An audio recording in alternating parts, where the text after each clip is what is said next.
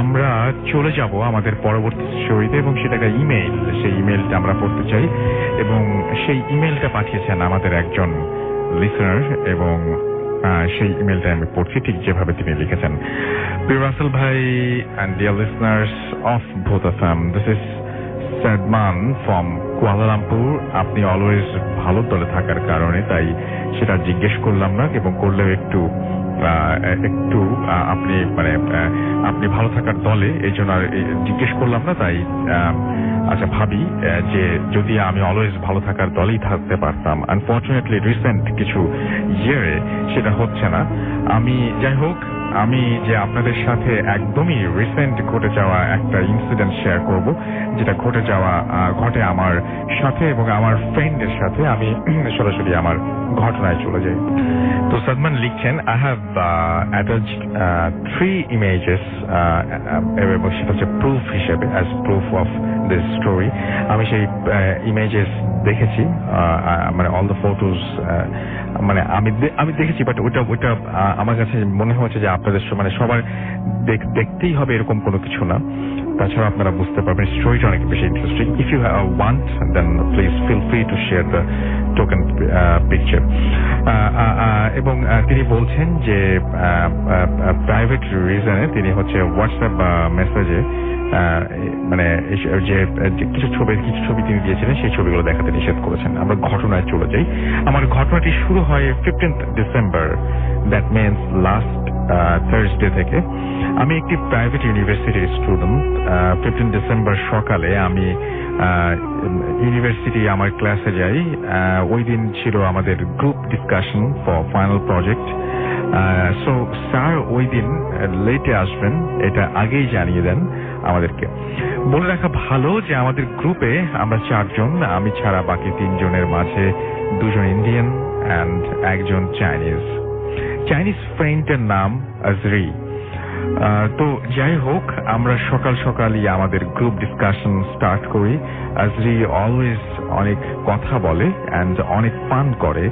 ঠিক তেমনই সেদিনও সে অনেক ফান করছিল অ্যান্ড কথা বলছিল, বাট হঠাৎ করেই সে চুপ হয়ে যায়, একটা কথাও বলে না, একদম চুপচাপ। আরেক ফ্রেন্ড এবং সে হচ্ছে আজরিকে জিজ্ঞেস করে যে কি হয়েছে, বাট আজরি কোনো রেসপন্স করে না। এরপর আমি আজরিকে জিজ্ঞেস করি, তার কাছে যাই এবং গিয়ে জিজ্ঞেস করি, ওর দিকে তাকাই। আমি দেখি ওর ফেসটা কেমন লাল হয়ে আছে অ্যান্ড চোখগুলো ভয়ানক, খুব মানে ভয়ঙ্কর টাইপের লাগছে। অ্যান্ড ও যেন কিছু একটা বলছে খুব আস্তে আস্তে, মানে পুরোপুরি দেখে মনে হচ্ছে যে she was possessed, এরকম টাইপের একটা জিনিস মনে হচ্ছিল। আমি ফার্স্টে এটা না ভেবে আমি ভাবি যে ওর মেবি প্রেশার উঠে গেছে এবং ওর অনেক সোয়েটিং হচ্ছিল। বলে রাখা ভালো যে আমাদের ক্লাসরুমের একটা ছোট রুম এবং কয়েকটা এসি, সো রুমের অনেকটা বেশি ঠান্ডা, বাট এত ঠান্ডাও আজরি ঘেমে যাচ্ছিল। আমি আজরির ব্যাকে টাচ করলাম। ওর ব্যাকে টাচ করতেই আমার মনে হলো যে আমি যেন কোনো আগুনের গোলার উপর হাত রেখে দিয়ে আছি, এবং এত গরম ছিল। হঠাৎ করেই হাত দেওয়ার সাথে সাথে আজরি চিৎকার দিয়ে বলে ওঠে যে আমি কেন ওকে টাচ করলাম। আমি ভয়ে দূরে সরে যাই, কিন্তু আমরা খেয়াল করি যে ও অল টাইম আস্তে আস্তে কিছু একটা বলছিল, যেটা ওর ওন ল্যাঙ্গুয়েজে।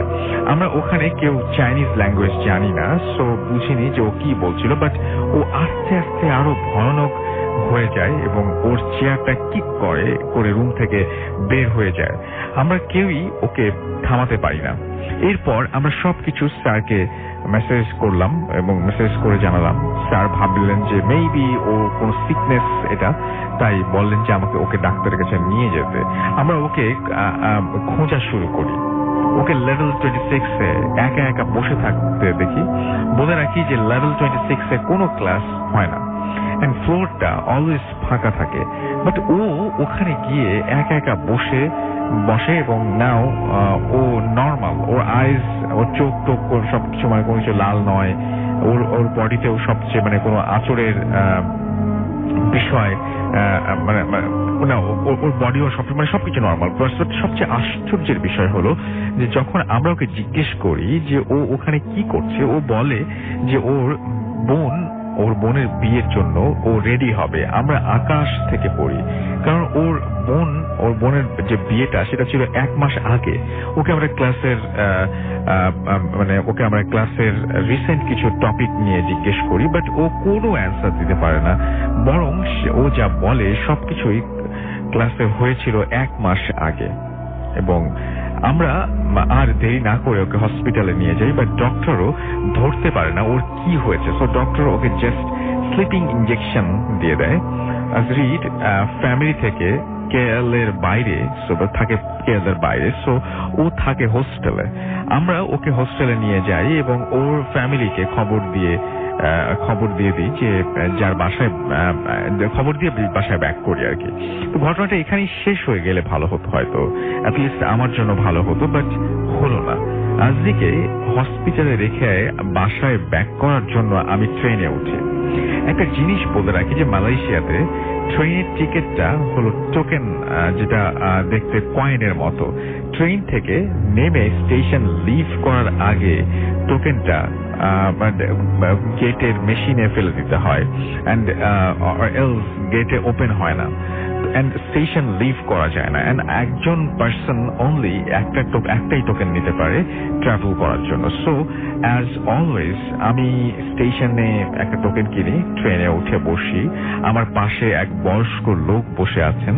সে হঠাৎ আমার দিকে তাকিয়ে বলেন যে ওকে টাচ করা ঠিক হয়নি।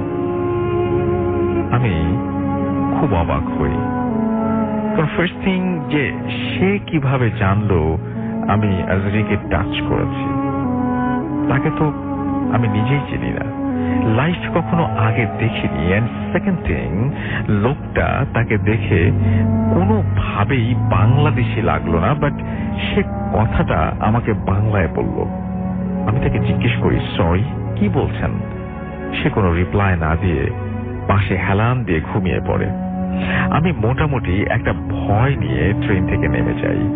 ট্রেন থেকে নেমে গেটের মেশিনে টোকেন ফেলি এন্ড গেট ওপেন হয়ে যায়। আমি বের হয়ে বাসায় চলে আসি। বাসায় আসার পর আমি আমার পকেটে হাত দিয়ে দেখি আমার পকেটে একটা ট্রেনের টোকেন। এখন এটা তো ইম্পসিবল, কারণ ট্রেনের টোকেন গেট মেশিনে না দিলে বের হওয়া যায় না, এন্ড আমি আমার টোকেন না দিলে বাসায় আসতেই পারতাম না। দেন কিভাবে আমার পকেটে আরেকটা টোকেন? এটা আগেই বলছি, একজন পার্সন মোর দেন ওয়ান একটা টোকেনের বেশি কিনতে পারে না, তাহলে এটা কিভাবে আসলো? আমি কোনো অ্যান্সার না পেয়ে টোকেনটা রেখে দেই। ওই দিন সন্ধ্যায় আমি আমার শ্যাডোর পাশে আরেকটা শ্যাডো দেখতে পাই, লাইক আমার পাশে কেউ হাঁটছে, যাকে ফিজিক্যালি দেখা যাচ্ছে না, বাট শ্যাডো দেখা যাচ্ছে। বাট আমার বাসায় আমি আম্মু ছাড়া আর কেউ নেই। দেন ওটাকে আমি ধরে নেই অনেক খারাপ একটা দিন গেছে, অনেক টায়ার্ড আমি, তাই মেবি হ্যালুসিনেশন হচ্ছে। ঘুমিয়ে পড়ি। পরদিন ফ্রাইডে সকালে ক্লাসে যাই আমি, এবং ক্লাস থেকে বাসায় ব্যাক করে দেখি এগেইন সেম ঘটনা। এগেইন আমার পকেটে ট্রেনের আরেকটা টিকিট।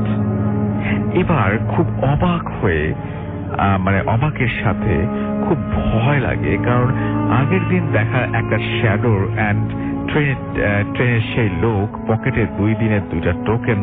মনে হয় যেন আমার সাথেও আরো কেউ ট্রাভেল করছে, যাকে আমি দেখতে পাচ্ছি না। ফ্রাইডে নাইট 2টায় আমি ভূত এফএম শোনার জন্য ফুর্তি অ্যাপ অন করি। প্রথম 5 মিনিট ভূত এফএম শুনতে পারি, এন্ড যখন আলিফ ভাইয়ের স্টোরিটা বলছিলেন, বাট আফটার 5 মিনিটস অ্যাপটা কোনোভাবেই আর স্ট্রিম করা যাচ্ছিল না। আমি আমি আমি ভাবি যে মেবি অ্যাপের কোনো প্রবলেম, তাই এটা ভেবে আমি ভূত এফএমের ফেসবুক পেজে ইনবক্সে মেসেজ দিই, যে বাট কোনো রিপ্লাই না পেয়ে ভাবি যে প্রবলেমটা কি। দেন আমি শুধু কি আমারই হচ্ছে, আমি আমার ডোরের বাইরে তাকাই এবং দেখি যে ডাইনিং এর চেয়ারে কেউ একজন বসে আছে। ইয়েস, ডাইনিং এর চেয়ারে কেউ একজন বসে আছে, বাট এত রাতে আম্মু তো ঘুম, দেন কে বসে আছে? আমি কাছে যাই আর বলি, কে ওখানে? যে বসেছিল সে ঘাটটা উল্টা করে আমার দিকে তাকায়, তার বডি একদিকে ঘুরানো আর ঘাড়টা পেছনে, আমার দিকে ঘাড় মোটকে গেলে যেমন হয়, এটা তো সেই ট্রেনের লোকটা। এবার সে আমার হাত ধরে বলে, ওকে টাচ করা ঠিক হয়নি, ওকে টাচ করেছো, নাও সাফার করো। আমি মারাত্মক ভয় পেয়ে আমার রুমে দৌড় দিয়ে চলে আসি। রুমের ডোর লাগিয়ে ভেতরে বসে দোয়া পড়তে থাকি জোরে জোরে। পরদিন সকালে আম্মুকে জানাই, বাট আম্মু বলে মনের ভুল না তো। আমি শার্ট খুলে দেখাই যে মনের ভুল হলে এটা কি। বলে রাখা ভালো যে লোকটা আমাকে যেখানে টাচ করেছিল সেখানে আঁচড়ের দাগ বসে গেছে। দাগগুলো আনইউজুয়াল, মানুষের নেইলের দাগের মতো দাগ না। ওই দিন আমি কিছু দোয়া আমার পকেটে ক্যারি করি এন্ড আজরির ফ্যামিলির সাথে মিট করতে যাই। গিয়ে দেখি আজরি এখনো মেন্টাল কন্ডিশন ভালো না। আমি আজরির ফ্যামিলি থেকে জানতে পারি যে আজরির এক চাচা 1 মাস আগে ব্ল্যাক ম্যাজিক করেছিল। ইউজুয়ালি মালয়েশিয়াতে কোনো কমন একটা প্র্যাকটিস যে যাদের রেস্টুরেন্ট বিজনেস থাকে তারা কম্পিটিশন করতে ব্ল্যাক ম্যাজিক করে। ঠিক সেই কাজটাই আজরির চাচা করেছিল, যেন তাদের ফ্যামিলি রেস্টুরেন্ট ভালো চলে, বাট ব্ল্যাক ম্যাজিকটার রিয়াকশন তাদের ওপর হয়নি। আজরির বেশি এফেক্টেড হয় এন্ড এটাই কারণ ব্ল্যাক ম্যাজিক প্রসেসে আজরির এখন প্রিয় মানুষের ডেড বডি ইউজ করা হয়, একজন প্রিয় মানুষের ডেড বডি ইউজ করা হয়। এন্ড ওই ইনসিডেন্টের পরপরই ছিল আজরির সিস্টারের অর্থাৎ বোনের বিয়ে। ওই টাইম থেকেই আজরি পজেসড এবং ফ্যামিলির অনেক কিছু করে ওকে নাকি ঠিক করেছিল, বাট জানতো না যে ও ঠিক হয়নি। যাই হোক, আমি ওদেরকে জিজ্ঞেস করি দেন ওয়াই মি।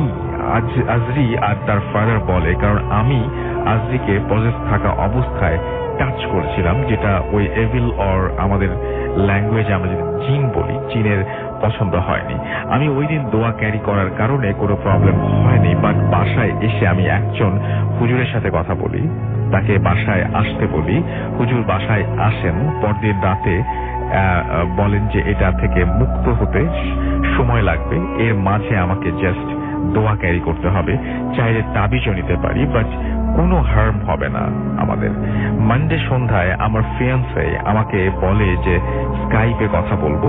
সো ও বিডিতে এবং অর্থাৎ বাংলাদেশে, আমি কেএলএ অর্থাৎ মালয়েশিয়ায়, বাট কোনো কারণে ভিডিও কল করা পসিবল হচ্ছিল না। সো আমরা জাস্ট অডিও কলে কথা বলি। স্কাইপে কলটা আমরা করি আমার ল্যাপটপে, বাট কথা বলছি তখন আমার ডেস্কটপে দেখতে পাই যে আমার ফিয়ান্সে কল করছে আমাকে স্কাইপে। আমি খুব অবাক হই যে আমি তো তার সাথেই কথা বলছি। নাও আমি সে কিভাবে আমাকে কল করছে। আমি ডেস্কটপে কলটা রিসিভ করি এবং আমার ফিয়ান্সে বলে কল নিতে লেট হলো কেন। ওর ভয়েসটা শুনে আমি অবাক, শকড, ভয় সব এবং ইমোশন যেন একসাথে চলে আসে।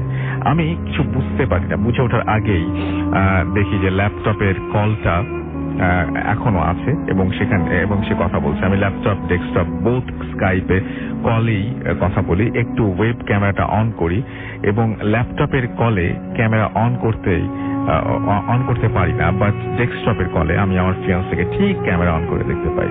আমার বুঝতে বাকি থাকলো যে ল্যাপটপের স্কাইপে আমার ফিয়ান্সে না। দেন আমি তখন কার সাথে কথা বলছিলাম। এরপর আমার ফুল চার্জ থাকা ল্যাপটপটা লো ব্যাটারি শো করে এবং অফ হয়ে যায়। ওই রাতেই আমি বেশ অসুস্থ হয়ে যাই এবং আমার ভয়েস বন্ধ। আমি চেয়েছিলাম এই হোল ইনসিডেন্টটা আমি রেকর্ড করে পাঠাবো, বাট লিখেই পাঠাতে হলো অ্যাজ আমার ভয়েস এখনো ডাউন।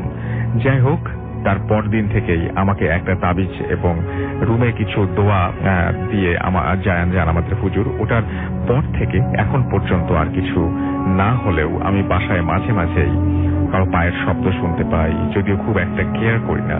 ব্ল্যাক ম্যাজিক জিনিসটা যে কত ক্ষতি করে তা শুধু যারা শুনেছিলাম, বাট এখন নিজেও এটার ভুক্তভোগী। আমার ফ্রেন্ডরা আজও মেন্টাল প্রবলেমে আছে। ওকে দেখে যে কারো মনে হবে যে সে স্বাভাবিক আছে, বাট অ্যাকচুয়ালি ও এখনো 1 মাস আগে ওর সিস্টার অর্থাৎ বোনের বিয়ের টাইমেই রয়ে গেছে, যেটা ওর সাথে কথা বললে বোঝা যায়। আমিও ঠিক সুস্থ নেই এখনো। আমি যদিও জানতে পেরেছি যে চাইনিজদের ব্ল্যাক ম্যাজিকের প্রসেস অর রিচুয়াল, বাট সেটা অ্যানাদার স্টোরি। যদি আপনাদের ভালো লাগে দেন ওটা কোনো এক সময় লিখে পাঠাবো, রেকর্ড করে পাঠাবো। সো এই ছিল ঘটনা, এই ছিল স্টোরি। ভালো লাগলে পড়ে শোনাবেন। সবাইকে ভালো থাকবেন এন্ড প্লিজ ব্ল্যাক ম্যাজিক থেকে দূরে থাকবেন। ভূপ্রফেমকে অনেক ভালোবাসা জানিয়েছেন, তারপরে শেষ করেছেন। আমরা SMS পড়বো, সবকিছু পড়বো, তার আগে একটা ছোট্ট বিরতি নিচ্ছি। অনেক